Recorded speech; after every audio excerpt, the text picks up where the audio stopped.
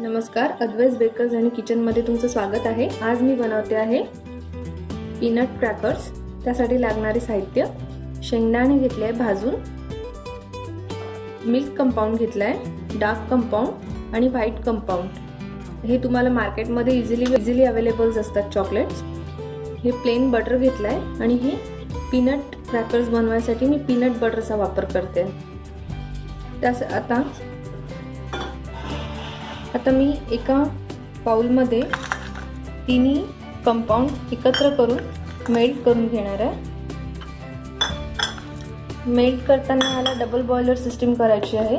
मी पाणी तापवायला ठेवलं आहे आणि आता यावर पॉट ठेवून आपल्याला हे मेल्ट करून घ्यायचं आहे।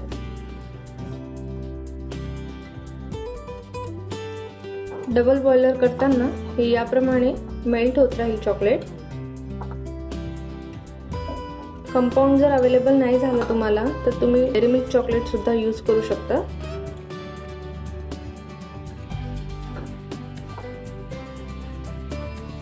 याला पूर्णतः मेल्ट होऊ द्यायचं आहे, चंक्स राहू द्यायचे नाहीये।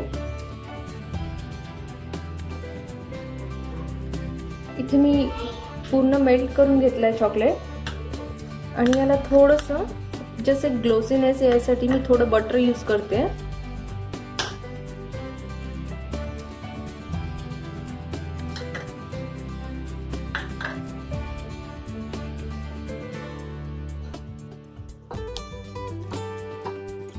त्यावर लगेच पीनट बटर वापरायचं आहे।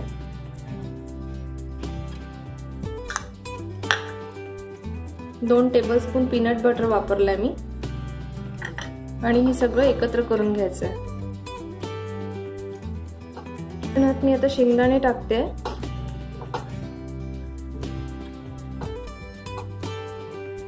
तुम्ही मार्केटमध्ये अवेलेबल असलेलं स्निकर्स खाल्लं असेल त्यानुसार याची टेस्ट येईल।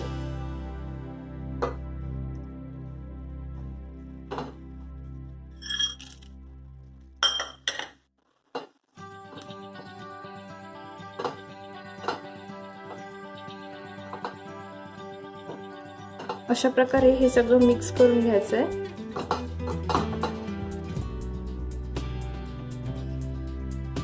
मिश्रण तयार झाल्यावर याला चमच्याच्या साहाय्याने एका प्लेटमध्ये तुम्हाला कशा आकारात पाहिजे तसे घालायचे आहेत प्लेटमध्ये।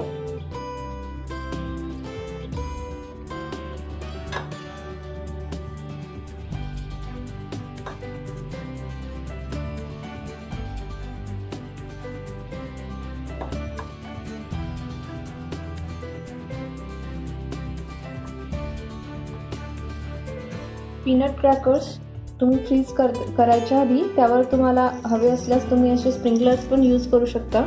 माझ्याकडे अवेलेबल आहे।